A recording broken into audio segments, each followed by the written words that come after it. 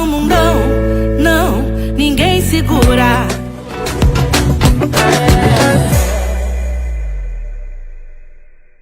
Olá, gente, eu sou Tássia Feltz e esse é o Coffee Cílios, histórias que inspiram. Hoje eu tenho o prazer de receber uma Baby Lash recém-formada que vai contar a sua história pra gente aqui no Café Marzana, onde vai estar acontecendo os nossos encontros. Oi, Karine, tudo bem? Muito tudo bem, um prazer estar aqui com vocês nessa tarde. Eu que agradeço ter aceito o convite de contar a tua história.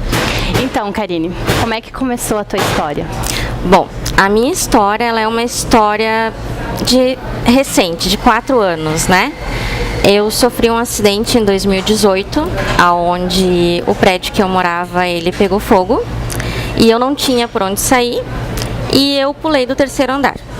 Como consequência, eu fiquei paraplégica. Depois disso tudo, né, a gente passa por uma adaptação, reaprender tudo de novo. E eu comecei a buscar colocações novas para mim. E veio a oportunidade de fazer o curso de extensão de cílios. Porque para mim a extensão de cílios estava muito longe, né?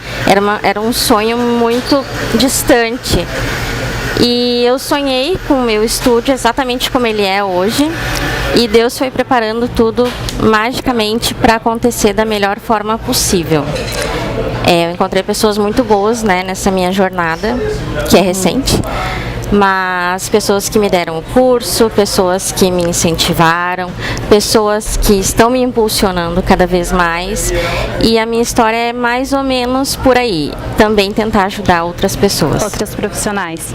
Então, Karine, eu gostaria que tu me contasse um pouquinho mais o dia do acidente. Como que foi os minutos antecedendo a decisão de pular, né? Porque tu teve que tomar uma decisão.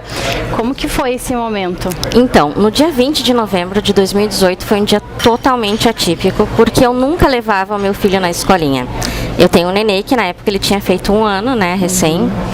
E naquele dia o meu marido tinha que sair para trabalhar mais cedo e eu tive que levar ele na escolinha.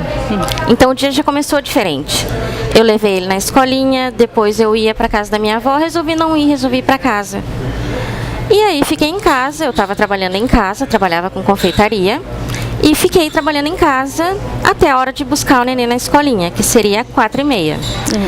E quando foi em torno de 4 horas da tarde, mais ou menos, eu recém tinha tomado banho e estava descansando para esperar para buscar o neném. E eu ouvi muito de longe alguém gritando que estava pegando fogo, mas eu não sabia o que era. Eu olhei pela janela do meu quarto e não enxerguei nada. E aí eu pensei, vou olhar na porta, né? Eu olhei pelo olho mágico e não enxerguei nada, estava tudo escuro. Aí eu fui abrir a porta, só que quando eu abri a porta, a fumaça me empurrou para trás. Eu não consegui fechar a porta porque é muito forte, né? A fumaça, ela te empurra realmente, é como se fosse uma pessoa te empurrando.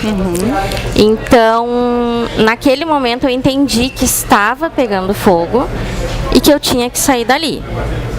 E já não tinha mais como descer pelas escadas, né? Eu já conseguia enxergar dali, né, o que estava acontecendo.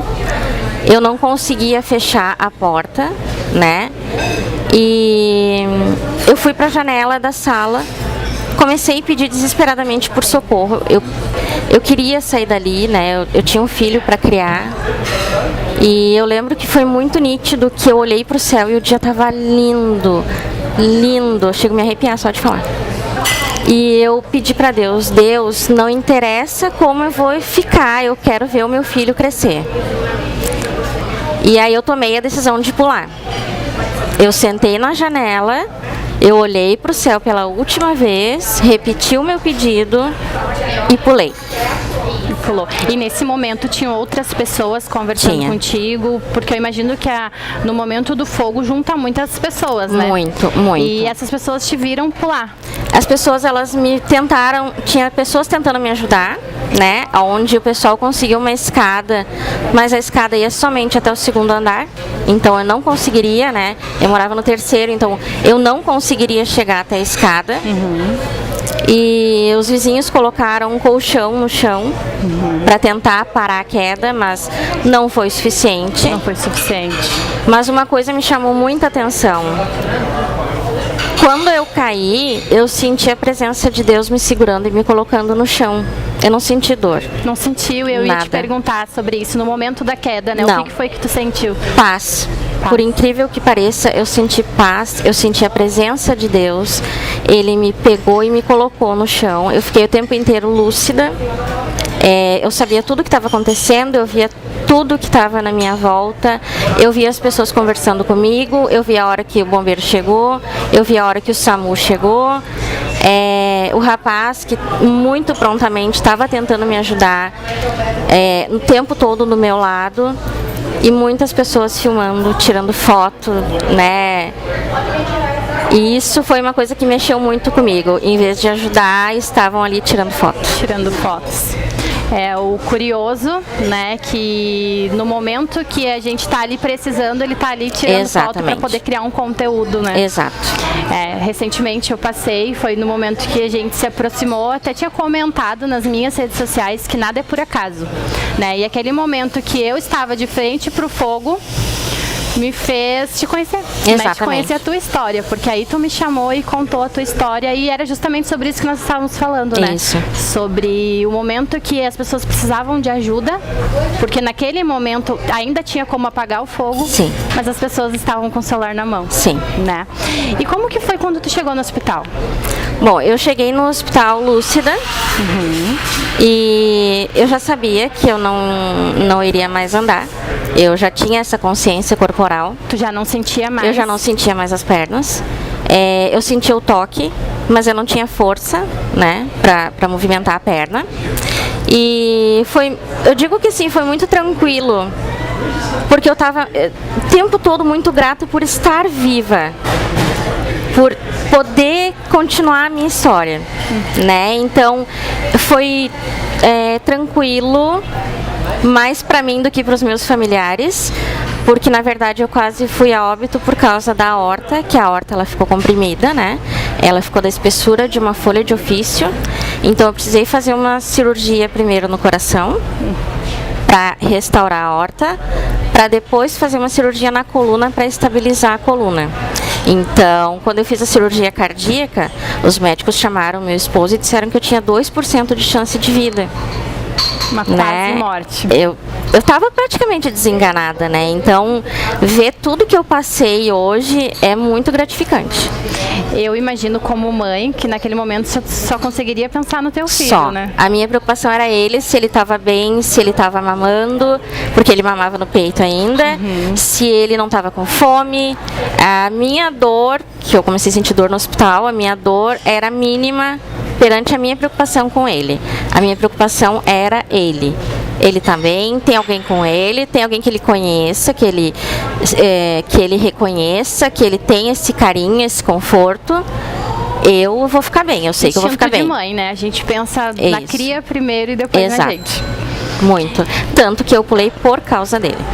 Pulou por causa dele. E naquele momento não tinha outra alternativa? Não tinha outra alternativa. Precisava pular. Eu tinha que pular. Os bombeiros, eles demoraram para chegar? Demoraram para chegar, eles chegaram depois que eu já tinha pulado. Porque eles foram no endereço errado, eles foram na rua de trás, onde não tinha como eles entrarem, né? Então, era para ser. Era pra ser. Era essa a tua história, né? Uma história totalmente de superação. Sim. E quando foi que tu te encontrou dentro da área da beleza, né? Por que a área da beleza? O que tu fazia antes, né, do acidente? Sim, eu trabalhava em multinacional. Eu era executiva de vendas. Trabalhei durante quase 15 anos nessa função. E quando eu engravidei, um pouquinho antes de eu engravidar, eu já não estava mais feliz fazendo aquilo. Então eu comecei a fazer bolo para vender. E eu amei. Já tinha saído do CLT? Não, eu trabalhava das 8 às 18 na multinacional, das 18 às meia-noite, 1h, fazendo bolo, fazendo cupcake, bento cake. Era uma segunda renda, então. Uma segunda renda, e eu comecei a tirar exatamente o mesmo valor que eu estava tirando na CLT. Então eu resolvi que eu não queria mais a CLT, eu iria trabalhar em casa para ter esse tempo maior com o meu filho. Aí saí da CLT, fiquei trabalhando em casa, 2 meses depois aconteceu o meu acidente. E aí, por que a área da beleza? Bom, eu já era manicure na adolescência, né? Comecei fazendo Todo unha. mundo nasce um pouquinho manicure, Exatamente, né? Não tem como fugir, né? Então, eu já gostava desta área. Manicure, cabelo, maquiagem, né? Enfim, era uma área que sempre me chamou muita atenção. E quando foi, logo depois do meu acidente, né, uma sobrinha minha estava fazendo cílios e eu achava aquilo magnífico, né? Nossa, vai realçar a beleza de alguém através do olhar, né? E aquilo ficou na minha cabeça, no meu subconsciente. Em fevereiro do ano passado, eu tive um sonho. Eu sonhei com o meu estúdio. E Deus me dizendo que era aquilo ali, que o meu propósito estava ali. Antes não fazia nada dentro da área da beleza? Não. Sobrancelha, não tinha feito nenhum curso? Não tinha feito nenhum curso, nada. Eu fazia era unha, mas, né, nunca tinha feito curso de nada. Formação tu não tinha? Nenhuma. Então, eu tive o sonho, mas aquilo ficou guardadinho. Muita vontade de fazer, muita vontade. Não tinha renda para fazer, porque eu não conseguia aposentar, né? Então, a renda seria só do meu esposo. Não tínhamos isso, porque como a gente saiu do apartamento, a gente está morando de aluguel. Então não tem como, né? Ou tu faz curso ou tu paga o aluguel. Ficou guardado aquele sonho. A vontade ali, pesquisando, olhando tutoriais, seguindo pessoas da área, me inspirando em pessoas. Quando foi em outubro, surgiu a oportunidade de vendermos o nosso apartamento. Vendemos o nosso apartamento e a primeira coisa que eu fiz foi: vou fazer o curso.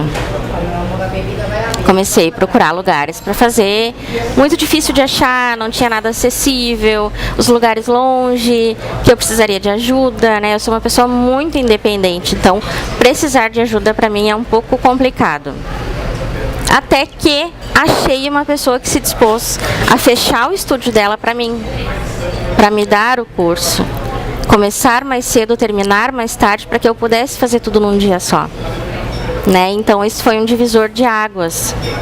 Então, quando eu fiz o curso, quando eu peguei o certificado, eu lembrei do meu propósito: levar beleza para as mulheres, levar autoestima para as mulheres, levar a minha história para as mulheres. A profissional que te deu o curso, eu acredito que a gente também precisa enaltecer ela, porque além de todo o trabalho que ela realizou contigo, de ter fechado o espaço, de ter te dado o curso, de ter te formado, a Júlia, ela também trabalha em prol da extensão de cílios no Rio Grande do Sul. Ela também está ali com o propósito de crescer a profissão. Ela tem uma loja, né? Sim. Foi nossa patrocinadora.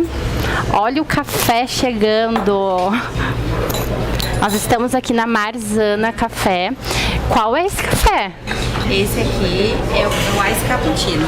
E esse aqui é o Mocatino. Mocatino. Ai, coisa mais linda. Além de gostoso, é lindo, né? Lindo, né? Maravilhoso. Tu quer comer, é uma espécie de comer e tomar. Tem toda essa parte aqui de cima. Com qual tu quer ficar? Eu prefiro gelado. Gelado? Amo esse aqui, café né? gelado, é esse aí. Isso aí. Então, vou trazer mais pertinho de ti.